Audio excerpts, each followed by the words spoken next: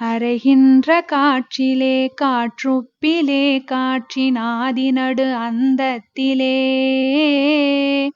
ஆன பல பல கோடி சக்திகளின் உருவாகி ஆடும் அதனாட்டத்திலே உறைகின்ற நிறைவிலே ஊக்கத்திலே காற்றின் உற்ற பல பெற்றிதனிலே ஓங்கியவை தாங்கி மிகு பாங்கினொரு சத்தகர்க்கு உபசரித்து அருளும் ஒளியே குறைகின்ற மதி நின்று கூச ஓராயிரம் கோடி கிரணங்கள் வீசி குல அமுதமயமாகிய உயிரிடத்தும் குலாவும் ஒரு தன்மதியமே